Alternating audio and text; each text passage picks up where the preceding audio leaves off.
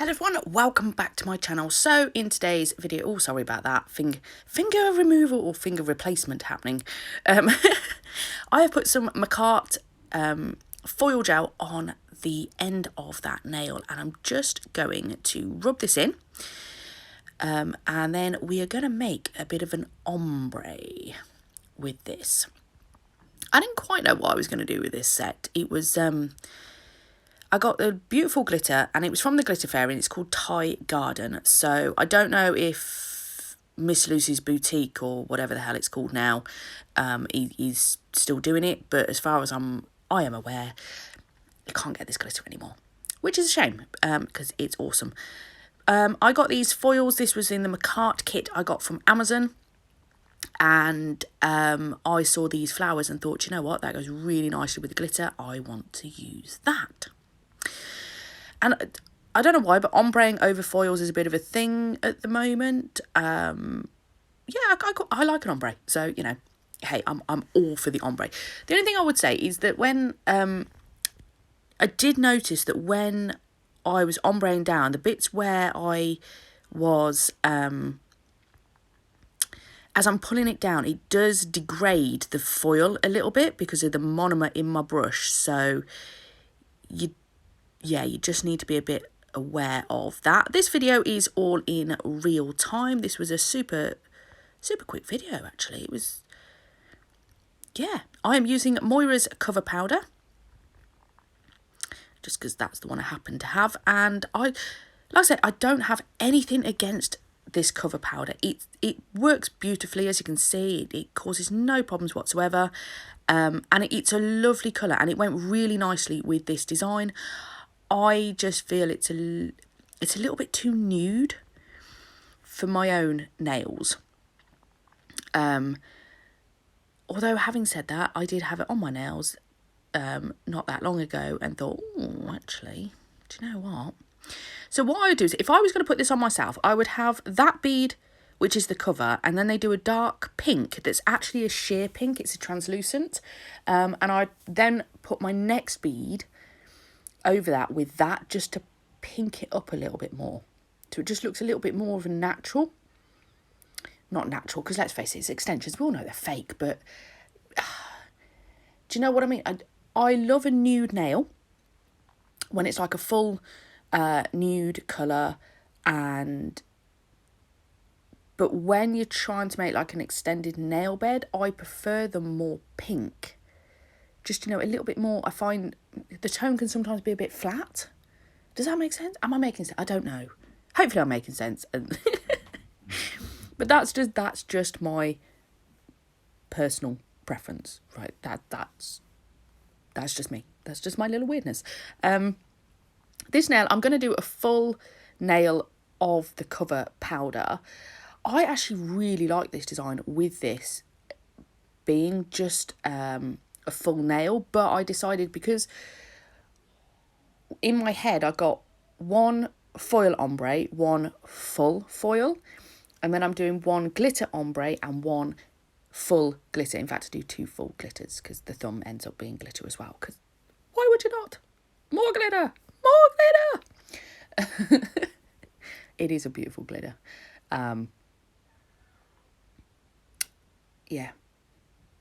Glitter Fairy did make some awesome glitter mixes. But hey. Okay, so yeah. So I'm just going to build this up. And then, yeah, then I will just let that dry. I'll file that into shape. I have seen some requests for filing, so I'm not sure. I've got a feeling I have put some filing in some of my videos before, but it's not something I generally stick in there much, but I will gladly give you a bit of filing if you wish me to do so. Practice, but that'll be on my own hand. These practice hands, honest to God, they're just, I love them. I love working on them. They're great for doing designs. I love how the pictures come out because, you know, let's face it, our own hands, you can generally get 4 fingers in. And your thumb, you look like you're doing this, you're doing the claw. Which, yeah, just if anybody's watched the Jim Carrey movie Liar Liar, you'll know all about the claw. But yeah, it's not a natural position. And when people are photographing their nails in this claw shape, I'm like going, that's not that beautiful either. That's no, you would never, ever put that hand position. At the minute, I've been trying to put fabric, even like a cushion or something like that I'm holding onto just so it gets my fingers in the right place. But I found that if I push my index finger in, because my index finger kind of goes out a little bit, then my pinky finger pushes out. Likewise, if I push my pinky finger in, my index finger goes out. I think I need like elastic bands or something to just hold my fingers in the right place. It's trying to get like a natural pose, isn't it? And I'm trying to work more on the photos. But yeah, I am not a photographer. So I do like the practice hand for taking the pictures. It makes life a lot simpler. But yeah, filing is always... And you'll see, actually, look on my index finger. You see, I've got that taped round at the moment. That is because of filing purposes. This was the second set I'd done that day. Obviously, I've got a nice fresh set on myself, and I don't particularly want to file it away. So I have to strap my fingers up so I don't file myself. But it works. So, all good. So this nail, so where have we got to? Yeah, so index finger that's the one that's going to be the ombre. I still have a bit of a thing about ombreing over the top of glitter. That I am still preferable to having the cover powder on first and then the glitter, and the glitter kind of fading over the cover powder, rather than the other way around, because it just depletes the glitter. And I just think, no, but I want the sparkles. But for this design, because of the way I was doing the ombre over the foil, it worked better to do it that way round. So that's why I'm doing it. So you see, I've just put a clear bead on, and then I dab the glitter into that. I just find it's easier. I just do. So, just making sure I clean off my brush really well. And then we're going to come back in and we're going to ombre this now. Now, at this point, I haven't decided what I'm doing with the thumb.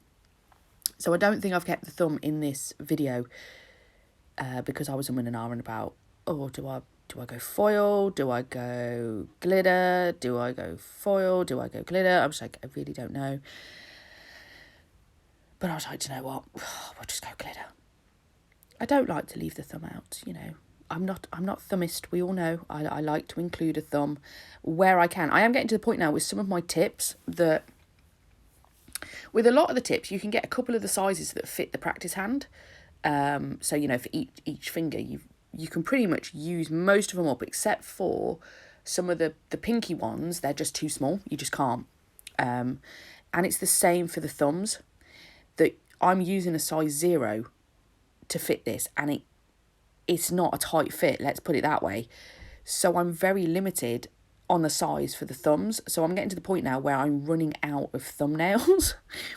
So there are some videos where I'm going, there's no thumb. I'm sorry, there's no thumb. Just because I wanted that shape of tip and I haven't got the thumb ones. And I refuse to open the new pack until I've used up what I've got. Because I find that when you buy them from different places, they are slightly different shapes. So you'll notice that this thumb is actually not part of the original stiletto set that I had. And it's more curved than it is pointy. So I have to shape that one a lot more. Yeah, I know. You really wanted to know this fascinating fact, but there you go. And then any that don't fit my practice hand, I tend to use them on the, just on my tip stand when I'm doing polish designs and stuff. Just, why would you waste tips? Just because it doesn't fit one, use it a different way. I'm all for using everything that you have. Right, so then we are going to cap over the top of this. And look, I've actually left a bit of capping in again. Yeah. I don't know why I have such an aversion to capping. I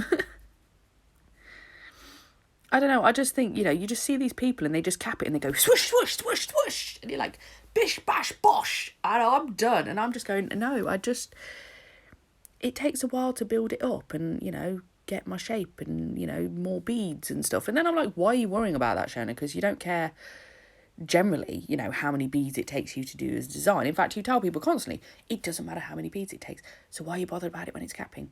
I don't know. So I decided to stop being stupid and just cap the damn nail and just show you me capping the nail. But yeah, when it comes to filing on a practice hand, you can't file them when they're situated like this. I have to take them out to then file them. And yeah, so for a technique of filing, that's not a good way of showing you how to do it. So I will put some filing of my own nails when I do my... It won't be it'll be the next set, because by the time you're looking at this video, I'm just looking at the set I've got on at the minute. I've already done that set, so it will be my next set. Yes, fun this, isn't it? It's when you video so far in advance that you have to remember what set am I on.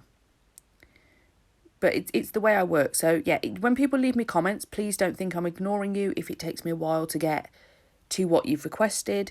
It's just because I'm a month in advance on my videos, because, you know, we all have those days, or, you know, life happens and you just don't get to do the videos. So I don't like that stress of going, oh my God, I can't upload any videos. Or, you know, I have stints where I can just sit there and I can just bash out about, you know, 10 designs in a week. But I don't necessarily voice over them all at the same time. I will kind of spread it out, because it gets a bit boring voicing over, let's face it. I'm talking to myself. Obviously I'm not, I'm talking to you guys, but I'm just sat here basically talking to myself and trying to think of something interesting, which when I just voice over normally, it just flows. And I don't know what's going to come out, you know, anything could come out. But from what I can gather, people like that about my videos. So if I was to voice over 10 videos in one foul swoop, I can tell you now, I would definitely run out of things to say. It would be boring. And I would probably just give up and just go, do you know what, just watch this. Which is not fun. That's not for me. I like the little bit of banter that goes on in videos, you know, and yeah, that's what makes it enjoyable for me when I'm watching other people's videos. So yeah, but it just means that, yeah, you'll suddenly get like this batch of videos, and then somebody will request something and go, wow, I've waited like a month. It's like, yes, it's because it's all pre-planned, very organised like that.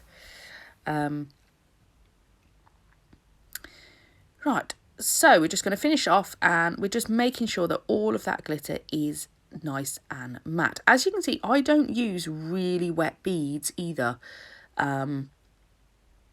Normally, like when I'm using a cover powder, it's like about a 3 second. And when I'm using my clear, it's a 2 second. So it's not as dry as using a core powder, but it's not a wet bead either, as though I'm picking up glitter or whatnot. I don't see the point of using really wet beads, because you just wipe off most of what you've just put there. Like for this cuticle, just as I'm coming around here, that is a pretty wet bead, because I'm just adding a little bit in there. It's just not, you know, you might have that little dip in the nail that you just need to sort that out. Again, using a wetter bead is absolutely fine, because you want it just to sink into that hole. In that, well, it's not a hole, but you know, that dip in the nail. I just, I didn't like the coverage just back at the cuticle on this one, so I'm just coming in to put an extra bead on that just to finish that off. So when I'm doing glitters, as you will have seen, I do use a wettish bead over the glitter to start with, because again, it flows into all those little nooks and crannies that you have with glitter. So the first bead I do is a wet bead, and I just swoosh it down just to fill those gaps. Then I come and cap over it afterwards. it makes capping a lot easier. And it just works. So that's why I do it. Whereas I don't do that for any other capping. It's only when I'm doing glitter to get into all those nooks and crannies.